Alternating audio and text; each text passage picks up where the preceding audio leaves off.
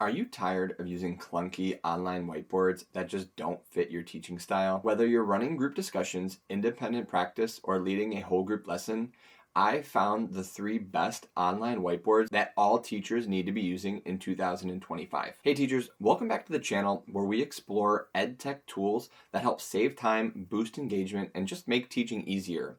If that sounds like something that you need, I recommend subscribing to my channel where you'll get more videos like this every single week. Let's start with a simple way to think about it. The 3 tools that we're going to be exploring today each fit in a different kind of teaching situation. The first tool that we're going to be looking at is Whiteboard.fi, which is great for individual student work. The second is Whiteboard.com, which is great for group collaboration. The third tool is ClassroomScreen.com, which is great for whole group instruction. Let's break down each tool so you can see which one would best fit your needs and your teaching style. Whiteboard.fi was designed specifically where you want to see what students are working on independently in real time. Some of the key features with Whiteboard.fi are each student will get their own whiteboard. You get to see what the students are doing in real time. There's no student account required for access, and it's great for formative assessments. And here's how it works.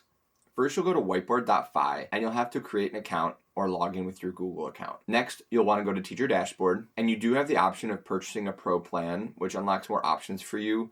But if you want to keep it simple and use the basic tools, you can have up to 20 students for free with the free teacher account. So what you'll do is you'll hit live sessions and start a new session. You could title the session whatever you want.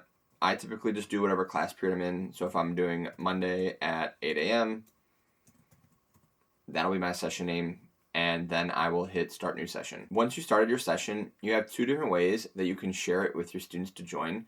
First, you can hit show QR code. This is great for the younger students who might have a little more trouble typing in or copying the link.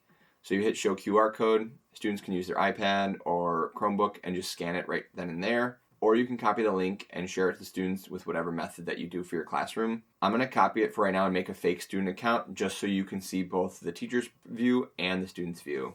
When your students are joining in, all they'll have to do is just type in their name, and once they're in, you'll be able to see their boards right on the right-hand side. So my student Tim, here's his board is currently blank. Once you're ready to begin your lesson, you are going to use the toolbar on the left-hand side to input your information that you want your students to view.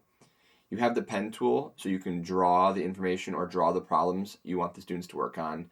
You can also use shapes, lines, or you can add images or files that you specifically are using. There is a math function, so depending on what your students are learning in math, you might have a tool that would work for that lesson. And then the last tool is the emoji tool, and the students always have fun using that. But for example, today we're going to do a basic math problem just to show you how you can create the problem, share it to the students, and how they would work on it from their end. So I'm going to use the pen tool, make it a little bit bigger, so that way it's easy for everyone to see. And if you hit the color wheel, you can change the color, but I'll leave it black. So say we're learning basic addition. Once you're ready to share your problem with the class, you're going to want to come to the top and find the green bar where it says students. And these are some of your teacher controls, like hide student names. So if you don't want other students to see what a student might have answered, it keeps everybody anonymous. You have erase all student whiteboards. So when the problem's completed, you don't have to wait for students to do all the erasing. You can just manually do it and clear everyone's board at the same time. Push teacher whiteboard to students. This is how you'll send your problem to the class. If you have the Pro plan, you can save all whiteboards as a zip file. So if you want to use it as an exit slip, you'd have to have the Pro plan. So you could save each person's answer and save it as a file. Student access links and then remove all students. So I'm going to push this teacher whiteboard to students and I'll hit push. And now if you look over at Tim's board, my problem was sent to him. So now I'm going to switch over for the student view. And as you can see, now I'm in the student view and the teacher's board was pushed to mine. I have the problem 4 plus 5. So I'm going to write down my answer. And then you can have your students show their work. You can have them use shapes to draw their counters or whatever you want to do. There's unlimited options for what they want to add to their board. And if I look over at Tim's view, his answer is there. If I click on it, I can show his answer to the whole class up on my board. So Whiteboard.fi is great for math problems, sentence writing, diagrams, or just a great place to see what students are thinking and to show their work. Next is webwhiteboard.com. It's an incredibly simple tool for for collaborative work. It's like a big open canvas where everybody can contribute at once. Some of the key features with Whiteboard.com, there's one big board for everybody. Students can draw, write, or add sticky notes together. It is great for group brainstorming or shared planning, and there's no logins required. First, you'll need to go to webwhiteboard.com and hit create a board. In the top right corner, you have the share board button. This is how you'll share the link with your class. So copy link, and you can share it with them however you share other links. And then you're ready to watch the board come to life. In the center of the board, you have add your first project. This gives you some ideas on what you can do. So if I click on add your first project, you can do diagrams, stickies, 2x2 method, icebreakers, quick retro, more diagrams, and then there's also others. I personally like using the stickies the best when I use this specific website. So if you hit add stickies, there's piles of different sticky notes that once the students are in, they can choose what color resonates with them. They can answer whatever question that you would like them to answer. So if I come over to the T for text, I can add my question right up here at the top. In my class 1 unit that we do every year is we learn about holidays around the world. I would use this website as like an icebreaker or a way to activate prior knowledge. So I'd ask the students, what is their favorite holiday and why? So you can leave that right above the whiteboard. So once students are logged in, they can grab one of the sticky notes, they can drag it wherever they would like, and then they can answer right in that sticky note. So once you're done, you could zoom out, and you'll be able to see all of the different responses. Students can put their name on the sticky note as well, so you know who answered it as well. Webwhiteboard.com is great for mind maps, group discussions, or class-wide idea generation activities. Classroomscreen.com is a little different than the other tools.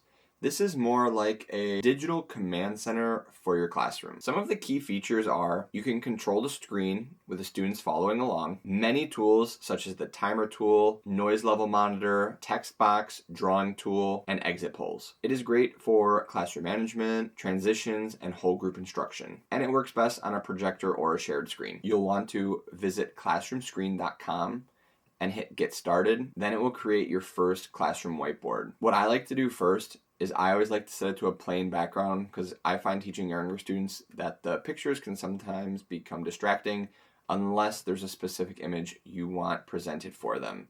So I'll hit background and I'll scroll down and I'll just change it to a certain color, and I like to use the white one. At the bottom are all the tools that you'll need. So your first one is your background tool, which is what I just showed you how to change the background of your board. The poll tool, the randomizer, sound level, upload an image, text tool, work symbols, traffic light, timetable, timer, clock, and there are several other tools.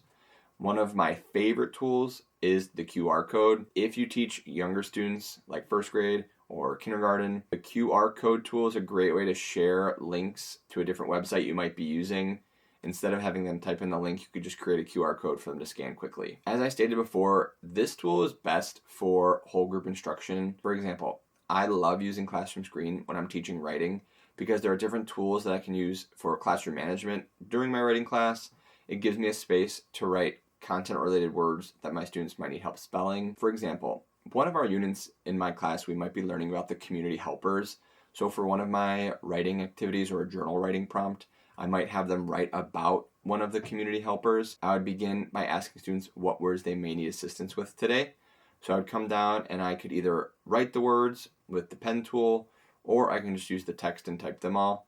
So with this specific unit, students might need help with the words community, police officer, safety, firefighter, bus driver, and so on. You can add as many as you want on there. It's a great way to put content-related words in a place where all students could see, so you don't get the same question over and over again on how to spell a certain word. Another thing that I would do during a writing class is I would put a traffic light on the board. This is my way of letting them know if the classroom is at a good noise level, it's getting a little loud, or we need to take a quiet break. So my students know if the light is green, that means everything's good, it sounds great in the classroom, and students are working hard. If it's orange, it might be getting a little noisy, we need to make sure we refocus and get back on track. If it's red, my students know that everybody needs to be quiet, and we're going to take a short break so everyone can focus back and calm down. I'll also put a timer on the board, so if we have a 20-minute writing class, it's a way for students to self-monitor and pace themselves to make sure that they're completing all of the work that they need to in the time that is remaining. So those are just some of the tools that you could find on classroomscreen.com. There are countless others, and you can use it in a variety of ways. That's just a quick example that I wanted to give you guys today. Which tools would you be the most excited about trying this year? Drop your thoughts or questions in the comment below. And if you have a different online whiteboard that I didn't mention, please let me know as well. I will also include the links to these specific tools in the description below so you can find them easily there. If this video helped you out in any way, please be sure to hit that like button and subscribe, and I'll see you guys in the next one.